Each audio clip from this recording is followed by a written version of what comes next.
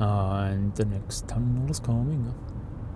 I know this thing about tunnels, but I really don't want to film inside of a tunnel because look at the light.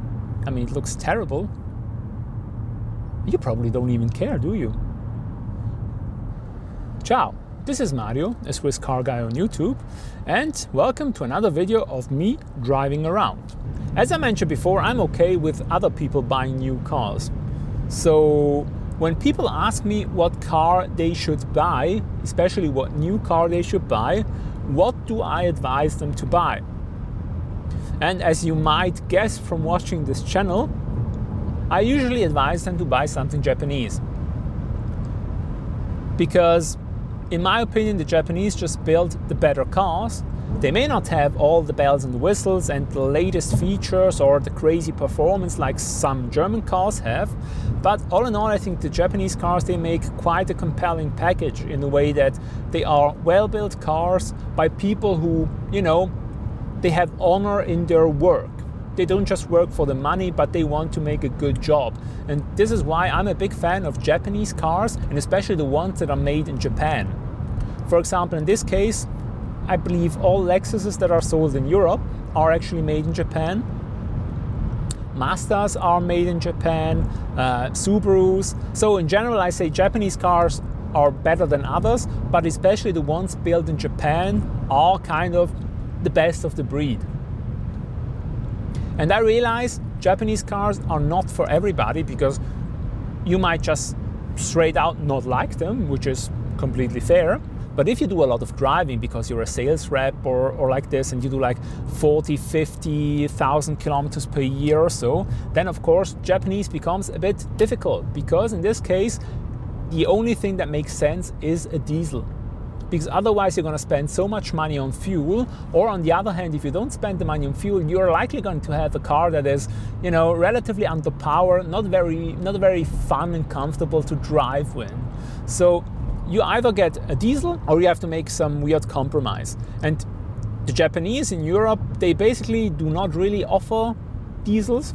I mean, some do, but usually I would stay away from the diesels, because it's something they do just for the European market. It's something they don't sell in their home market, they don't sell it in America. It's just for the Europeans. And I reckon that if they do it just for the Europeans, it's not as good as something they develop for themselves. And in the past, also Toyota diesel engines have not been that awesome. So if you have to buy a diesel, I would go with probably a European brand. Which one is the question? Even though I personally do not like them, I would probably go with the BMW, because they make great diesel engines. I mean, they make great engines generally, but their diesels, they are really, really good. I mean, they consume very little fuel, they are powerful, they are reasonably smooth. I think they are good diesel engines. Of course, I'm talking about the straight 6 diesels and not about the smaller, the 4-cylinder diesels, which I don't know. If you are going to get the BMW, get a proper BMW. But of course, I'm aware that BMWs are expensive. They are kind of expensive to maintain. But the thing is, when you buy a new car, you got a warranty. So you have usually a service contract built in. So you don't have to spend that much money on maintaining the car. And then at some point you will sell the car and all your troubles will be gone. Now you might say, well, what about hybrids, Mario? I mean, you drive one yourself, right? Well, yes, but for sales reps, they usually do most of their mileage, they do it on the motorway.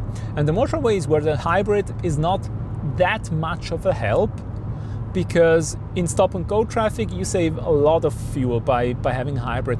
On the motorway, usually it's just, you basically just make up for the additional weight you carry around. So that's not that much of an advantage. A diesel will be a lot more efficient on a motorway. This is why, if you really drive a lot, a hybrid does not make sense. Then again, when does a hybrid make sense? Because if I said, well, if you drive a lot, it doesn't make sense. Doesn't make sense if you don't drive a lot. Because most hybrids are built to be fuel efficient, to save you on fuel. So if you don't do a lot of miles, then what's the point in having a hybrid, your savings will not be that great. Okay, in my case, the LS600H is a bit of a special hybrid because the hybrid system was built into the car to make it more comfortable, to make it smoother, to make it feel like a bigger engine. And I think in this, it succeeds really well. And I think for some other hybrids, that could also be the point. That you have it, it gives the car a bit more power, it makes it more refined, it's smoother, and that's a point for having a hybrid. And I would recommend a hybrid to anybody who wants a hybrid. And that sounds super stupid, but if just saving fuel is your point, get a diesel. If you want to save the planet, get an electric car. But Mario, there are also plug-in hybrids. What do you think about them? Well, I don't really think plug-in hybrids make sense. In my opinion, they unite like the worst things about electric cars without really having a big advantage, because you still have to plug them in ideally to be able to use the little range that they have, and then you're still driving around, schlepping around a internal combustion engine. So plug-in hybrids to me make very little sense. I know that from an emission standpoint they don't have that much of an impact, and I know that in some countries like in Germany, plug-in hybrids are basically a tax evasion scam. Because you see, in Germany, company cars, they get taxed a certain way. If you buy a plug-in hybrid, you get a rebate. I don't know if it's a rebate in taxes or whatever, but you get like a bonus because it's like a green car. The problem is, a plug-in hybrid, which runs on electricity and it runs on fuel, usually your company gives you a fuel card where you can go to, a filling station and just fill the car up and the company pays. But if you plug the car in at night when you're at home to charge up the battery, the company's not going to pay for that. And when you go to the office, I've yet to see companies that have like a competent array of charging stations at their facilities. So plug-in hybrids are still basically a way to get your tax incentives for driving a green car and then still burn up petrol or diesel because you're never going to charge it up. Now the question remains, would I recommend people to buy a battery electric vehicle? Yes, I would. If you have the possibility to charge your car at home, absolutely go for it. Because I think for most people, electric cars, they've become good enough. They have enough range. So it's not going to be a problem of, oh my God, I don't know if I can make it, because most journeys are very short. Even me, I usually use my car just to go to work, which is about 20 kilometers one way, and otherwise go to the shops or something like that.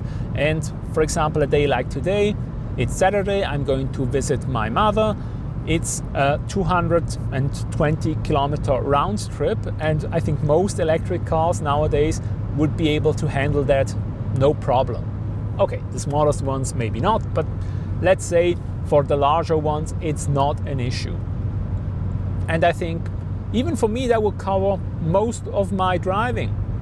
And usually you have the argument, well, if the family wants to go on holiday in the car, then yeah, how are they going to do it with an electric car? I mean, first there are means to do it, but then again, I also think that people who have the money to usually buy an electric family car, which are quite usually pretty expensive because they are larger cars, they have larger batteries, are usually those kind of people who take the airplane if they have to go somewhere. So I don't really see it as an issue.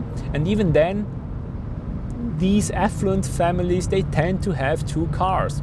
So you can still have your electric car as your grocery getter, as your daily car, and then maybe have another car that you use for longer journeys, because you have two cars anyway.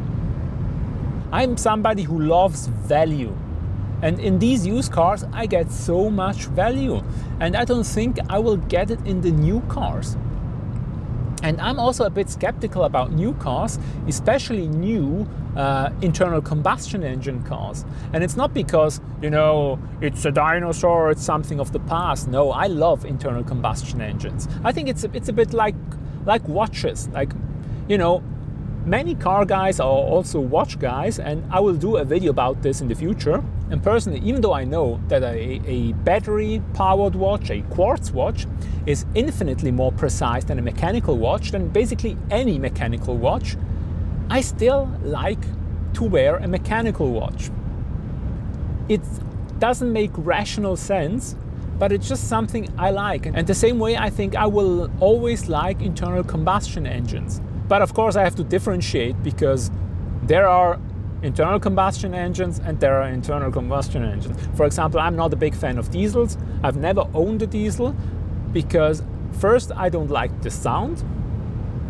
I don't want a car that sounds like a tractor. Second, I don't like that diesels do not rev, because usually at 4,000 RPM, the diesel is done. There's not going to be any more power.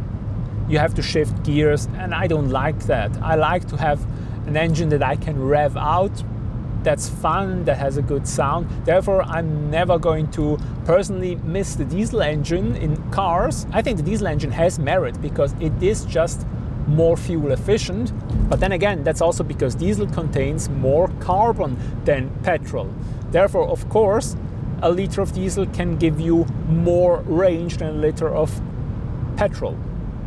I think diesel engines have their merit in trucks, in construction equipment, in train locomotives. I just don't really like them in cars. What I also don't like about the diesel engines, diesels used to be really simple, meaning you could fuel them with anything and they would just run. And now they've become super complicated with very, very finicky and very delicate injectors. And this is the way that it's going for the internal combustion engine in general. It started with the diesel and now it's happening to the petrol engine as well.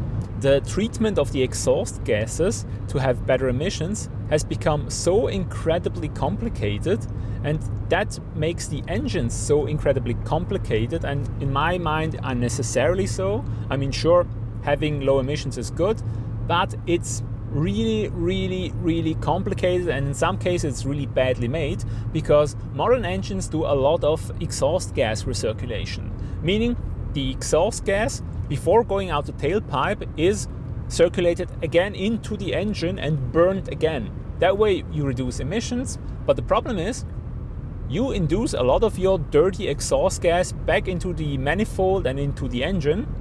And especially if you have a direct injection engine, be it diesel or a gas, direct injection engine have the problem that they actually create particulate, soot.